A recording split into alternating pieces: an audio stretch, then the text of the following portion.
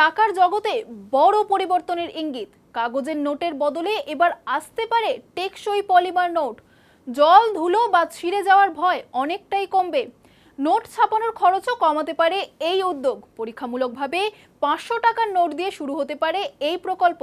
চলুন এই সম্পর্কিত আরও তথ্য দেখে নেই বিস্তারিত।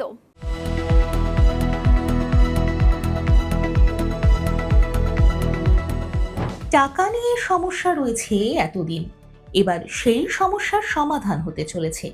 বাজারে আসতে চলেছে পলিমার নোট। নোটে জল লাগলে বা পকেটে দুমড়ে মুচড়ে ঢুকিয়ে রাখলেও কিচ্ছু হবে না। কাগজের নোটের বদলে প্লাস্টিকের নোট আনার প্রস্তাবনা খতিয়ে দেখছে রিজার্ভ ব্যাংক অফ ইন্ডিয়া। যদি এই সিদ্ধান্ত গৃহীত হয় তবে বাজারে শীঘ্রই আসবে পলিমার নোট। কাগজের নোটের থেকে এই নোট অনেক আলাদা। কাগজের নোট নিয়ে রিজার্ভ ব্যাংককে যে প্রধান সমস্যার মুখে পড়তে হচ্ছে তা হলো নোট ছাপানোর খরচ। কটন বা তুলো দিয়ে কাগজের নোট তৈরি হয়, এর মধ্যে মেশানো থাকে জল, বিভিন্ন কেমিক্যাল। এর খরচ তো রয়েইছে, তার উপরে কাগজের নোটের আয়ুও বেশি দিন হচ্ছে না। বর্তমানে কাগজের নোটের উপরে একটি প্রোটেক্টিভ লেয়ার বা স্তর দেওয়া হয়, তারপরেও হাতের ঘাম, জল, বিভিন্ন কেমিক্যালের সংস্পর্শে এসে নোট নষ্ট হয়ে যাচ্ছে। যথেচ্ছ ব্যবহারের কারণে জরাজীর্ণ হয়ে ছিঁড়ে যাচ্ছিল আগের নোট।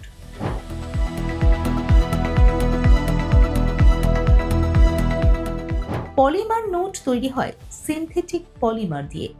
এই নোট অনেক বেশি টেকসই হয়, জল ধুলোতে কোনো ক্ষতি হয় না, ছিঁড়েও যায় না।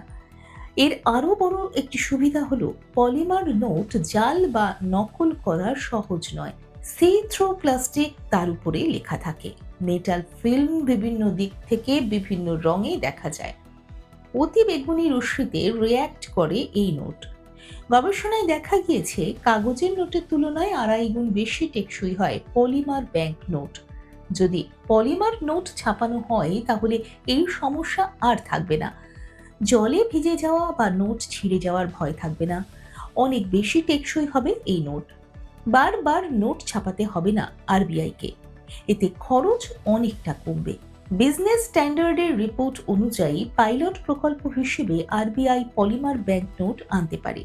আরবিআই সব থেকে বেশি 500 টাকার নোট ছাপায়, তারপরে 100 টাকার নোট ছাপানো হয়। দেখুন এই সময়ের তথ্য ও চিত্র প্রতিদিন রাত 9টায় ও সকাল 8টায় শুধুমাত্র চ্যানেল 1-এ।